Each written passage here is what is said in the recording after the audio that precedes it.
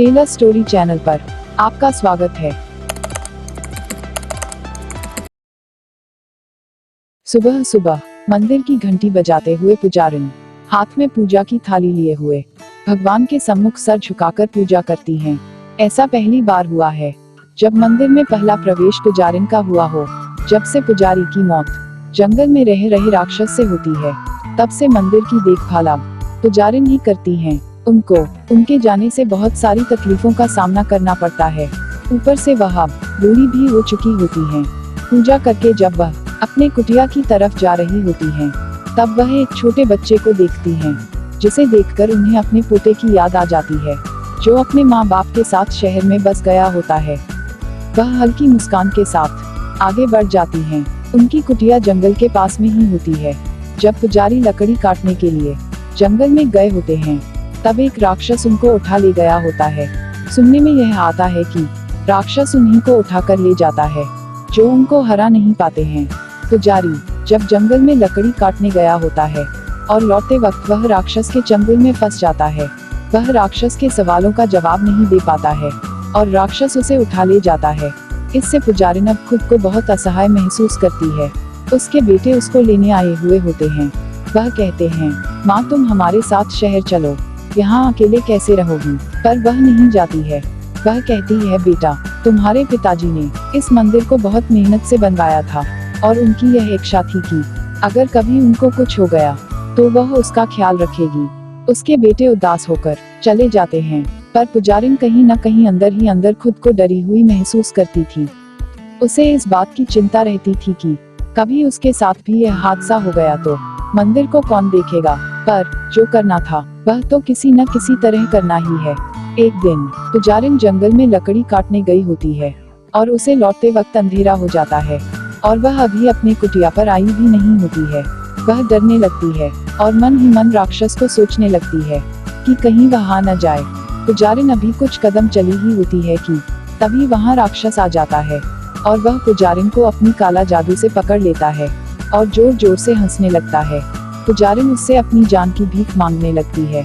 राक्षस उससे कहता है, मैं तुमसे 3 सवाल पूछूंगा, अगर तुम तीनों सवालों का जवाब सही सही दे दोगी तो मैं तुम्हें छोड़ दूंगा।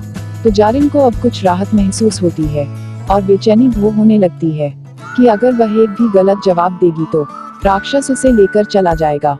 पर वह खुद को मजबूत बनाते हुए और निडर होकर कहती है, ठीक है पूछो, पर मेरी भी एक शर्त है। मैं भी एक सवाल पूछूंगी, केवल एक सवाल। अगर तुमने गलत जवाब दिया तो तुमको यह जंगल छोड़कर जाना होगा और तुम कभी भी गांव के लोगों को नहीं मारोगे।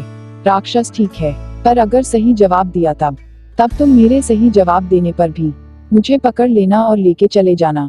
राक्षस कहता है, पहला सवाल, इस संसार में सबसे बड़ा क्या है। पुजारिन कहती है, हृदय। इस संसार में सबसे बड़ा हृदय है। राक्षस कहता है, सही जवाब, और कटाक्ष वाली हंसी हंस देता है। अब दूसरा सवाल, क्या तुम हवा को रोक सकती हो। पुजारिन कुछ पल सोचते हुए कहती है, हाँ। तब राक्षस प्रफुल्लित होकर कहता है, गलत जवाब, कोई भी हवा को नहीं रोक सकता। पर पुजारिन कहती है, अगर मैं तुम्हें करके दिखाऊं तब। वह कहता है, ठीक है, रोक के दिखाओ। जंगल में हवा चल रही होती है, जिससे जमीन पर के सूखे पत्ते उड़ रहे होते हैं। वह हवा का विपरीत दिशा में खड़ी हो जाती है, जिससे उसके पीछे की पत्तियां उड़ते नहीं हैं। और पुजारिन कहती है, लो देख लो, मैंने हवा को रोक दिया, जिससे हवा का असर अब इन पत्तियों पर नहीं पड़ रहा है। राक्षस पुजारिन की इस चालाकी को देखकर अंदर ही अंदर गुस्सा करता है। वह पुजारिन को डराते हुए कहता है, अब अंतिम सवाल, अगर तुमने इसका गलत जवाब दिया तो आज तुम्हारा अंतिम दिन होगा। तीसरा सवाल पूछो। पुजारिन आत्मविश्वास के साथ कहती है। राक्षस कहता है, इस संसार में सबसे बड़ी दुश्मनी किनके बीच है। पुजारिन गहरी सांस लेते हुए चेहरे पर हल्की सी मुस्कान लिए हुए कहती है, मैं बच गई। पहले उत्तर तो दो। राक्षस कहता है, इस संसार में सबसे बड़ी दुश्मनी आग और पानी के बीच है। अब की बार राक्षस उसका जवाब सुनकर प्रसन्न हो जाता है।